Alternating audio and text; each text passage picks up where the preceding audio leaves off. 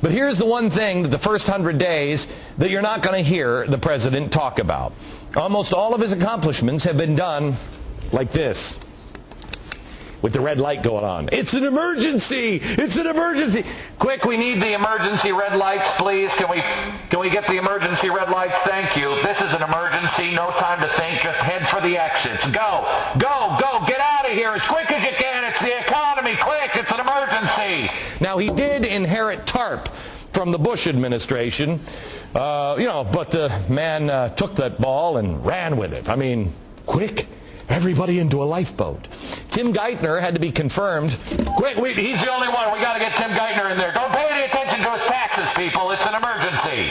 Plus, we had the $787 billion bill of 1,073 pages. Nobody read. Don't read it. It's an emergency. Quick. See the flashing light? Don't put it down. Ted Kennedy, put the book down. Put the stimulus package down. No need to read it. Just pass it. Had to be passed immediately, without time to read it at all, because an emergency. Then we had the housing emergency. Obama called for another $75 billion in government TARP money to save the housing sector. Crisis. Then the car emergency, using the same exact excuse that the Bush administration used. The big three. Too big to fail. So we handed over billions in financial aid. We have the banking emergency. That was continuing in the last 100 days. We're waiting for the results now of the stress test. The Obama budget sees a need for another $250 billion for the banks this year. Then the swine flu emergency. We suddenly forgot about all the important questions we had to ask Kathleen What's-Her-Face. She was confirmed yesterday as the new Health and Human Services Secretary. Why? I'm pretty sure this is an emergency. This according to Chris Dodd. He said, quote, "We find ourselves in the midst of a global crisis. We have to confirm her. Quick, don't think, don't react, just go, go, go, go, go."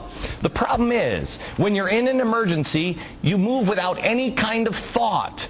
You move in this kind of light. But it's eventually, you got to turn up the lights again. You got to go back to the regular lights. And then you see what kind of mess you're left with.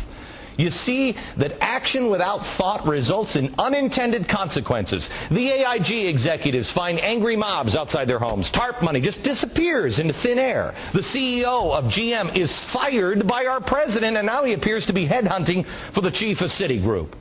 Did anybody within the sound of my voice, email me, please, I want to meet you. Anyone wake up the day after we bailed out the car companies and said, okay, now we own 89% of them. The taxpayers, the federal government, and the unions now own the majority of these companies. Did anybody go, oh, well, jeez, good, the government and the unions are in charge now? Oh, now GM's fixed. They're going to be turning out great cars any day now. No. The decisions were made in the light of an emergency. Turn the light off. Stop thinking clearly. We need to remove the emergency. Take a deep breath and see that emergencies are really only problems. Some of them are huge problems. Every president, every generation has had to face them. They always will.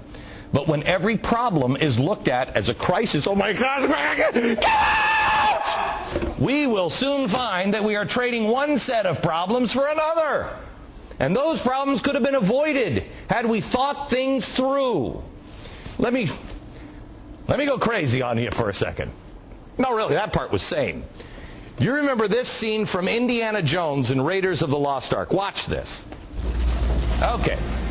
That's us. We're Indiana Jones. Oh my gosh! There's a big rock! Run! And he's running. And you're thinking this is the smart thing to do. Get out of the way of the rock. You notice there's space on each side of the rock. He can just jump over on the other side. Then he jumps. Okay, he's safe. Oh, thank goodness. Uh-oh, somebody with blow darts. What are you doing, man? We are running from the big boulder of a crisis and emergency and fear. We bailed these companies out. They were too big to fail. So now 5 years down the road, GM is pandering to the government and churning out cars that nobody wants, but they're very, very green. And the company still can't turn a profit. That's somebody right there in the jungle going, hey, Indiana, you're dead. Relax. Think. move with some reason, and you be involved in the decision.